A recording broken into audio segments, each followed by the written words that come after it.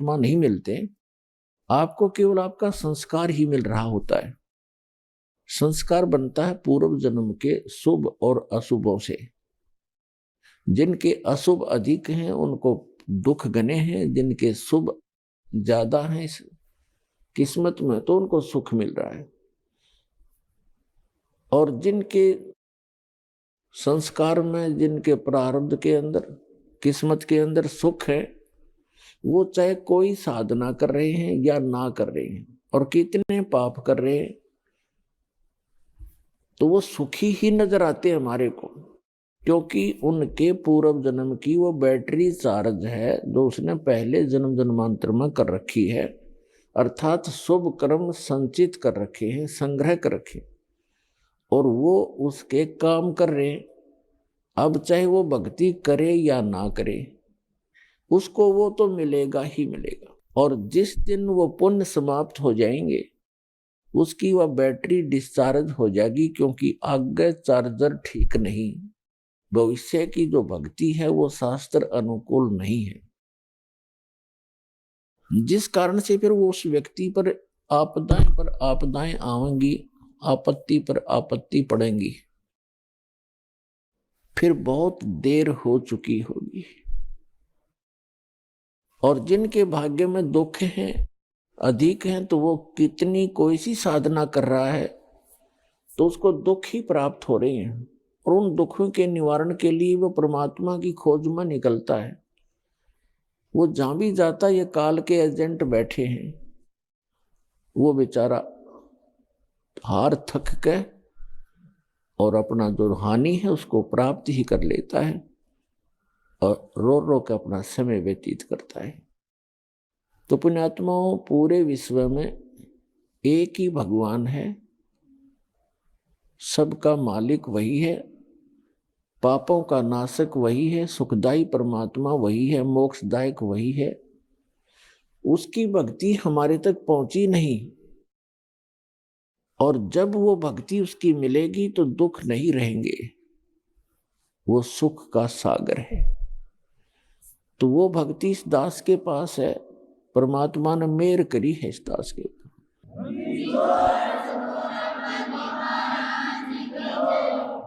और इस काल ने इतने ये अज्ञानी संत छोड़ दिए, ये इस भक्ति का, इस मार्ग का विरोध करने पर तुले हुए हैं, क्योंकि वो जनता के हितैषी नहीं, शत्रु हैं, शुरू से ही शत्रु का काम कर रहे हैं। और इस मार्ग में जो बाधा कर रहे हैं परमात्मा के में, तो वो एक घोर पाप को इकट्ठा कर रहे हैं, बाद में पछताएंगे वो। तो इसलिए आप जी का कर्तव्य बनता है कि प्रत्येक प्राणी को, अपने मित्र को, भाई को, बहन को, रिलेटिव को समझाएं, काल के जाल से निकालो उनको। वो भयंकर दुख का सामना कर रहे हैं, और इस मनुष्य जीवन को नष्ट करके आगे जो उनके ऊपर कहर टूटेंगे, वो पुण्यात्माओं अभी पता नहीं उनको। और इस परमात्मा की शरण में आने से वो हर दुख से छूट जाएंगे। एक प्राणी को उस गलत साधना से हटाकर इस कबीर परमेश्वर के इस सत्य मार्ग से जोड़ने का इतना पुण्य है उस व्यक्ति को, जो उसको वहां से सुलझा समझा के भगवान के दरबार में ले आता है। इतना पुण्य होगा जैसे करोड़ गौओं को और हत्थे में कटते हुए बचा दी जाए, करोड़ गायों को कसाई से छुटवा दिया जाए जो काटने को तैयार है। इतना पुण्य होगा उस व्यक्ति को जो एक प्राणी को यहाँ लाकर जोड़ देगा, क्योंकि उस भोली आत्मा को ज्ञान नहीं, वो फंस गया उन नकलियों के, और उनको पूर्ण संत मान करके उनके चिपका हुआ है। पूर्व संस्कार से चाहे उसको कोई लाभ भी हो रहा है तो वो ये सोच रहा है संत की साधना से हो रहा है। अब संत की साधना का तो इस दास के साधना से तुलना करके पता चलेगा वो ठीक है कि गलत।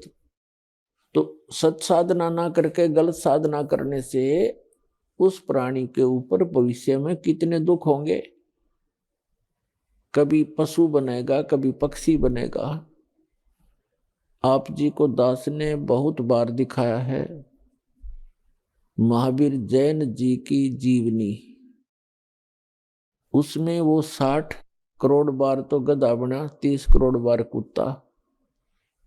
पशु योनि के भी इतने लगातार दुख भोगने पड़ते। एक कुत्ते के जीवन 30 करोड़, हाथी के जीवन 60 करोड़, गधे के जीवन 60 करोड़, और फिर जाकर के कभी कोई मानव शरीर प्राप्त होता है। तो उस पुण्यात्मा को जो यहां आ गया